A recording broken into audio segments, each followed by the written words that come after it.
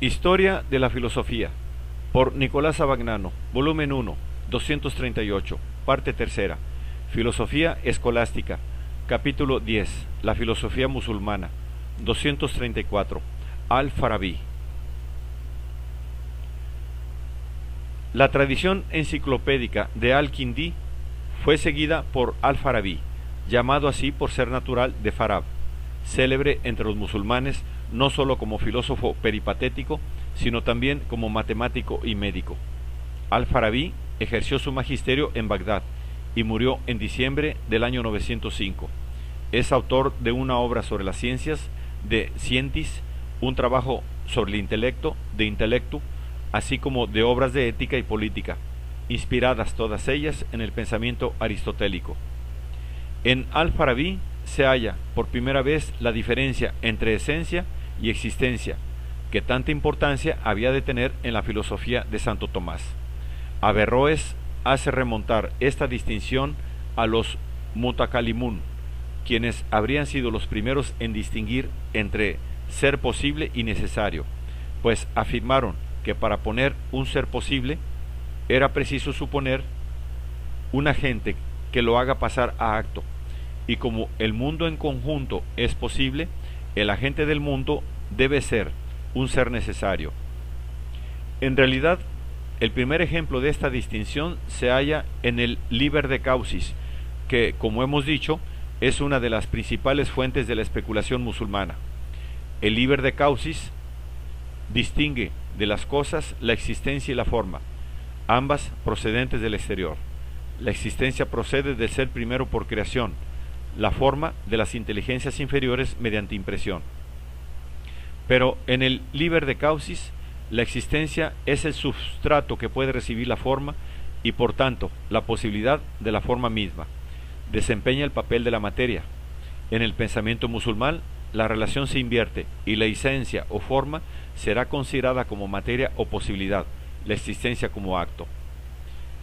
Según Al-Farabi, todo lo que existe es o posible o necesario. Si afirmamos que una cosa que tiene existencia posible no existe, no decimos algo absurdo, ya que para recibir la existencia necesita una causa. Una cosa posible no puede pasar a ser necesaria, si no es por acción de un ser necesario. En cambio, si decimos que el ser necesario no existe, afirmamos algo absurdo, pues este ser no tiene una esencia distinta de su propia existencia. El ser necesario es único, y nadie sino él posee una verdadera sustancia. Escapa a todas las categorías y a la distinción de materia y forma. Es el acto del pensamiento en su pureza. Es el puro objeto pensado, el puro sujeto que piensa. En él, estas tres cosas son una sola. Es prudente, sabio y vivo. Tiene una actividad perfecta y una perfecta voluntad. Goza de una gran felicidad en su propia sustancia, y es el primer amante y el primer amado. La distinción entre ser necesario y ser contingente será fundamental en todo el pensamiento musulmán y también para la escolástica latina posterior. Del ser necesario y precisamente del acto con que el ser necesario piensa en sí mismo, según el esquema de Plotino, nacen, según Al-Farabi, los diversos intelectos, que se relacionan entre sí como la materia y la forma, la potencia y el acto. Del ser necesario en cuanto se conoce a sí mismo, nace el intelecto primero, que conoce a la vez al ser necesario y a sí mismo. Al conocer al ser necesario, produce un segundo intelecto, mientras que al conocerse a sí mismo, produce el primer ciclo de su materia y en su forma, que es el alma.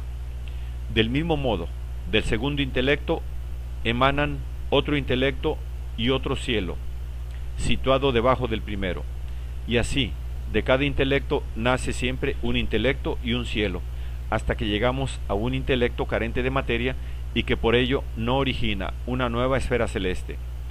Este último intelecto es la causa de la existencia de las almas humanas, y en colaboración con las esferas celestes es causa de los cuatro elementos que componen el mundo sublunar.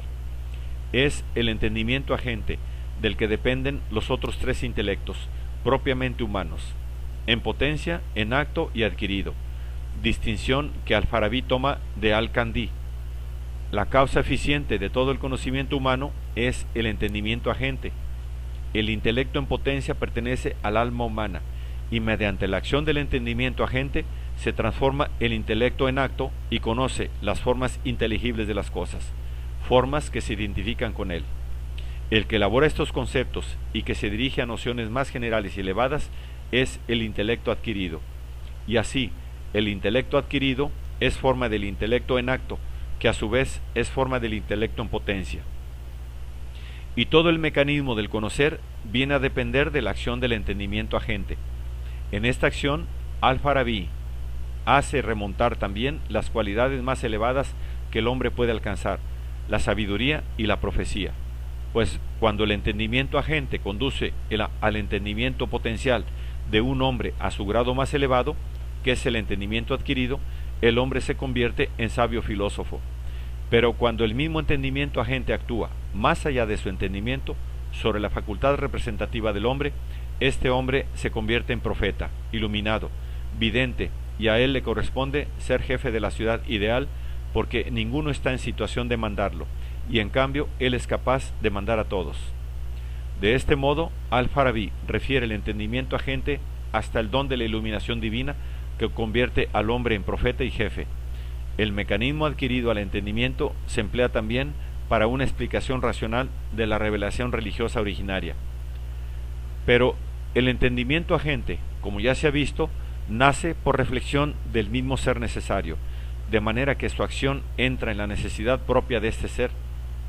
La necesidad excluye toda posibilidad de elección.